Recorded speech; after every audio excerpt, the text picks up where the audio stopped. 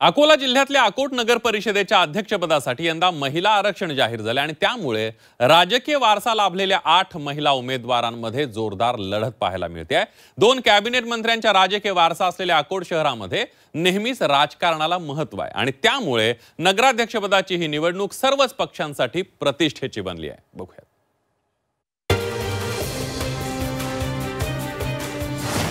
अकोट नगराध्यक्षपदाच्या लढतीत रंगत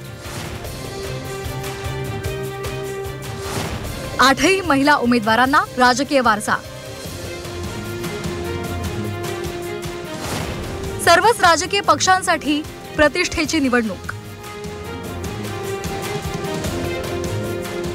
अकोट नगर परिषदेचं अध्यक्षपद कुणाकडे जाणार याची उत्सुकता आता सर्वांना लागली आहे। काँग्रेसनं अलका बोडखेंना उमेदवारी दिली आहे।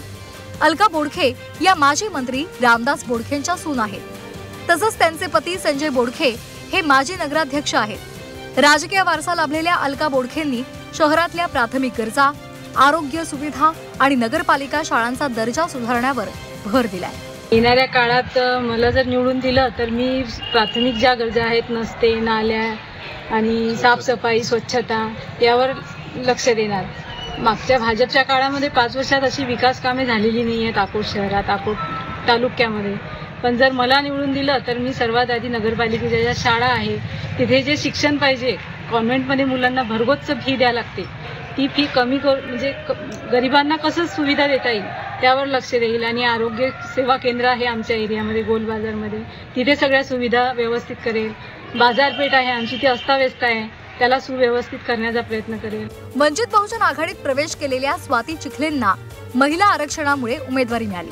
त्यांचे पती मंगेश चिखले हे भाजपचे माजी नगरसेवक आहेत।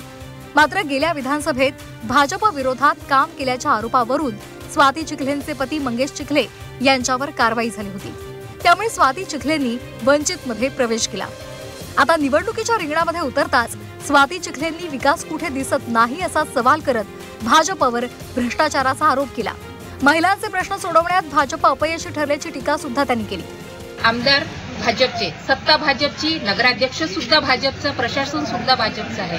आणि जो या 10 वर्षामध्ये जो निधी आला आहे आमच्या अकोटमध्ये, तो निधी आहे 4,500 कोटी। नाही आमच्या गावात महिलांसाठी रोजगार आला, नाही युवांसाठी आला, नाही शेतकऱ्याचे प्रश्न मिटले, नाही आपल्या फुटपाथवर जे रोजगार करणारे आहेत त्यांना गाडी उपलब्ध झाले, नाही त्यांना दुकाने उपलब्ध झाली, नाही आम्हाला फिश मार्केट मिळाला, नाही मटन मार्केट मिळाला, नाही आठवडी बाजार मिळाला, नाही आम्हाला एखाद्या आम्ही मार्केटमध्ये गेलो तर आम्हाला महिलांसाठी शौचालयाची सुद्धा सोय नाही आहे।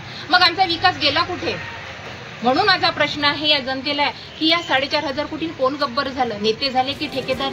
माजी नगरसेविका माया धुळेंवर भाजपनं पुन्हा विश्वास दाखवत त्यांना नगराध्यक्ष पदाची उमेदवारी दिली। महत्त्वाचं म्हणजे भाजप पुढे महायुतीमधल्या दोन्ही मित्रपक्षांचंही आव्हान आहे। राष्ट्रवादी काँग्रेसच्या गाझिया बानू बद्रुजमा आणि भाजप सोडून एकनाथ शिंदेंच्या शिवसेनेमध्ये गेलेल्या चंचल पितांबरवाले यांनीही भाजपला आव्हान दिले। मात्र भाजपनं शहराचा सर्वांगीण विकास केला असा दावा करत माया धुळेंनी विरोधकांचे सर्व आरोप फेटाळले। विकास झाला नाही असं म्हणूच नाही शकत। जर 3 टर्म जर आमदार साहेबांना जर अकोट देऊ शकते, जिथे कधी इतिहास नव्हता की 1 टर्मच फक्त आमदार निवडून येईल म्हणून, तर 3 टर्म जर प्रकाश भारसाकरेंना जर देऊ शकतात, आमचे आमदार साहेबांनी एवढा विकास केला, त्या विकासाच्या दृष्टीनेच, विकासाच्या याच्यासाठीच तर अकोटवासियांनी त्यांना एवढी मोठी उमेदवारी दिली, परत निवडून दिलं 3 वेळा, तर ते कोणत्या याच्यावर म्हणू शकतील की विकास झाला नाही? मी त्याच बेसवर चालली की प्रत्येक गल्लोगल्लीत विकास आपल्या आमदार साहेबांनी केलेला आहे। महिला आरक्षणामुळे काँग्रेस, भाजप आणि वंचित बहुजन आघाडी आणि शिंदे गटासह सर्व पक्षांनी दमदार महिला उमेदवार उभ्या केल्या। त्यामुळे अकोट नगराध्यक्ष पदाची लढत चुरशीची बनली आहे। बहुतेक उमेदवारांना राजकीय वारसा आहे, त्यामुळे ही निवडणूक घराणेशाही विरुद्ध विकास अशी रंगण्याची शक्यता राजकीय वर्तुळात व्यक्त होते। जयेश जगड, झी 24 तास, अकोला।